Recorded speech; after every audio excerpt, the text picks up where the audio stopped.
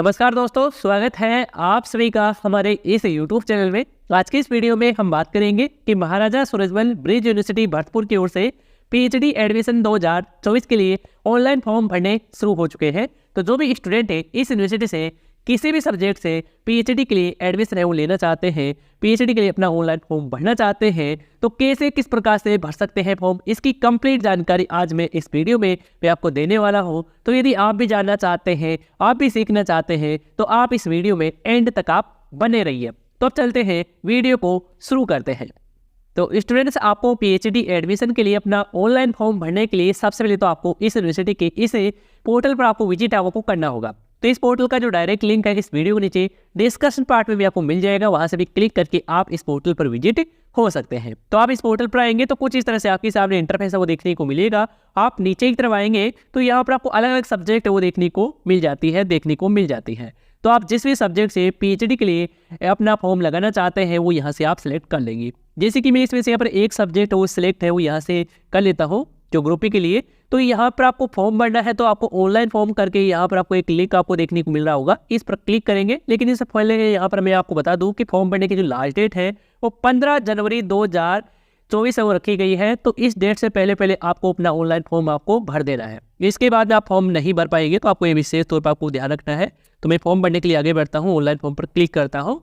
इसके बाद में कुछ इस तरह से आपके सामने लॉगिन सेक्शन है वो देखने को मिल जाएगा। यदि आपने अपना रजिस्ट्रेशन कंप्लीट कर लिया है तो यहाँ पर आपको अपना मोबाइल नंबर डालना है, अपनी डेट ऑफ बर्थ डालना है। इसके बाद आप लॉगिन पर क्लिक करेंगे, इसके बाद आप सक्सेसफुली लॉगिन हो जाएंगे।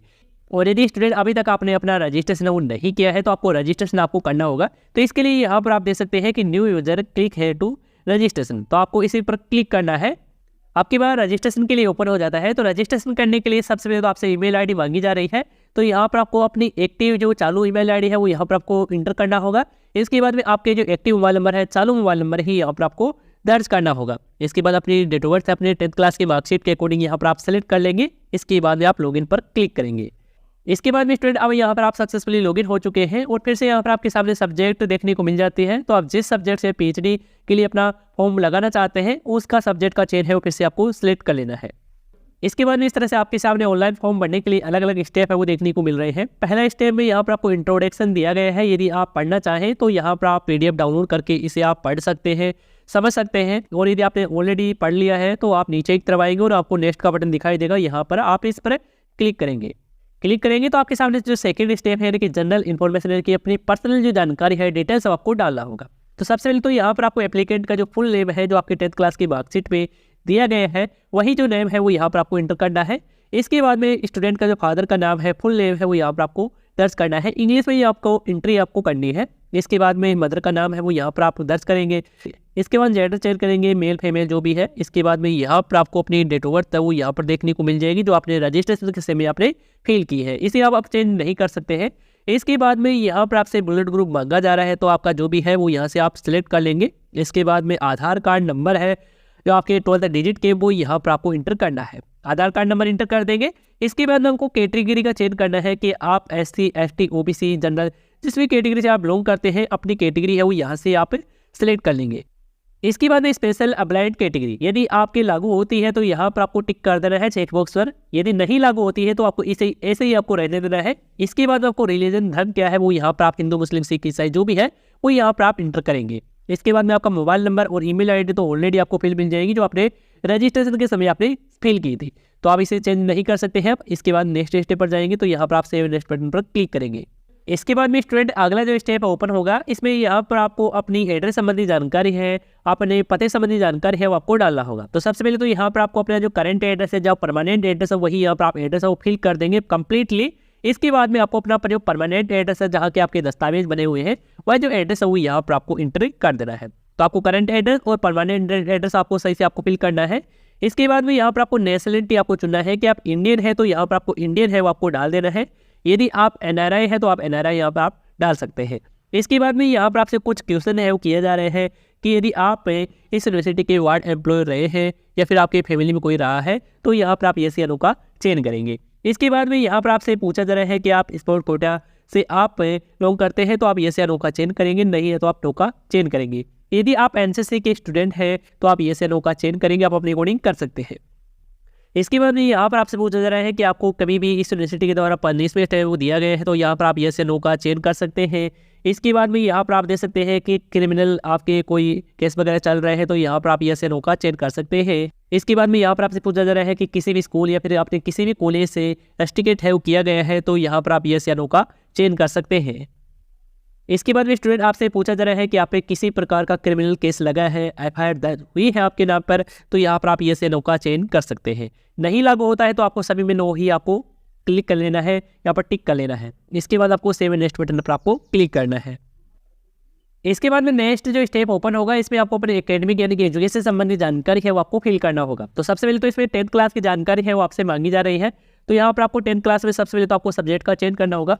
सब्जेक्ट में वैसे 10th क्लास में ऑल जनरल सब्जेक्ट ही होती है, क्योंकि सेम सब्जेक्ट होती है, तो यहाँ पर आपको यह डाल देना है। इसके बाद में यहाँ पर आपसे पूछा जा रहा है बोर्ड का नाम, तो आरबीएसई है, सीबीएसई है, फिर अदर कोई सी बोर्ड है तो वो आप उसका नाम यहाँ पर दर्ज करेंगे।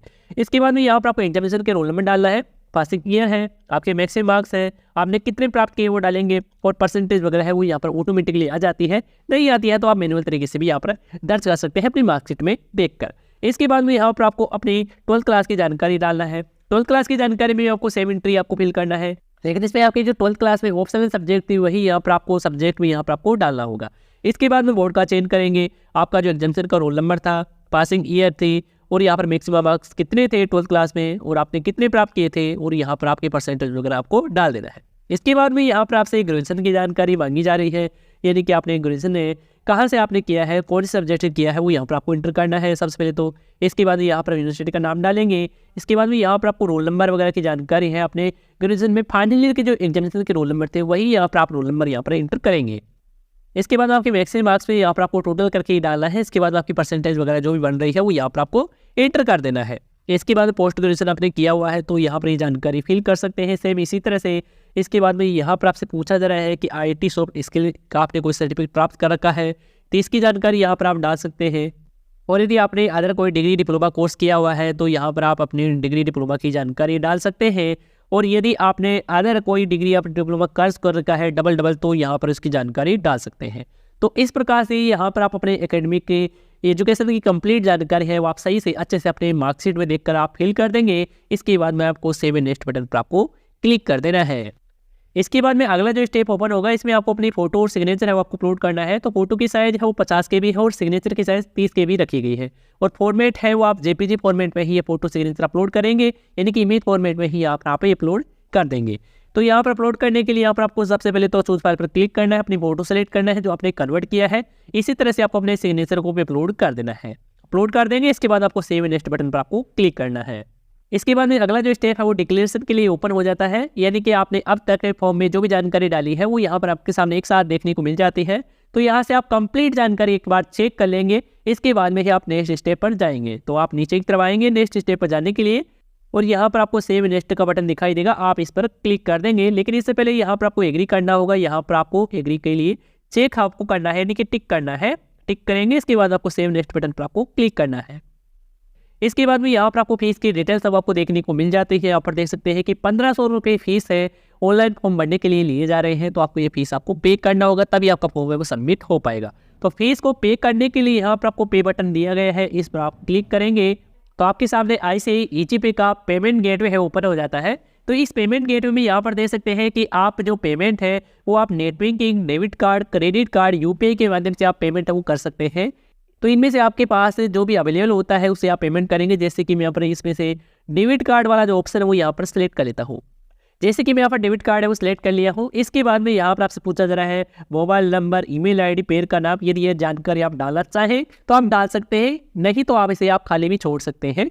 इसके बाद में यहाँ पर आपसे पूछा जा रहा है कि आप जो डेबिट कार्ड यूज़ कर रहे हैं पेमेंट करने के लिए वो रुपये डेबिट कार्ड है, तो यहाँ पर आपको टिक है वो करना है। और यदि अदर कोई डेबिट कार्ड है जैसे कि मास्टर वीजा इस प्रकार का डेबिट कार्ड है तो यहाँ पर आपको अदर पर ही टिक है वो रहने देना है। इसके बाद आपको प्रोसीड का बटन देखने को मिल रहा है, इस पर क्लिक करेंगे। इसके बाद में इस तरह से आपके सामने ओपन हो जाएगा। इसमें आपको अपने डेबिट कार्ड से संबंधित जानकारी है, डिटेल्स है वो आपको दर्ज करनी होगी। तो सबसे पहले तो यहाँ पर आपको कार्ड होल्डर का जो नाम है वो यहाँ पर आपको इंटर करना है। इसके बाद कार्ड के जो नंबर है वो यहाँ पर डालेंगे। इसके बाद आपको एक्सपायर मंथ है, ईयर है वो यहाँ पर आपको सही से सिलेक्ट कर लेना है। और CVV नंबर है अपने डेबिट कार्ड के वो यहाँ पर आप इंटर कर देंगे।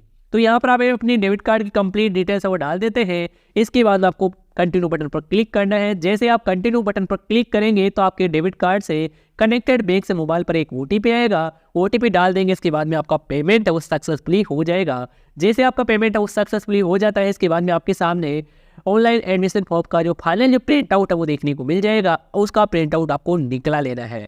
प्रिंट आउट निकलाने के बाद में क्या कुछ प्रोसेस होता है इसके बारे में हम जान लेते हैं। तो स्टूडेंट्स, आप अपना एडमिशन के लिए ऑनलाइन फॉर्म भर देते हैं। आपको एडमिशन की फॉर्म की जो हार्ड कॉपी है वो मिल जाती है, आपको फाइनल प्रिंट आउट मिल जाता है।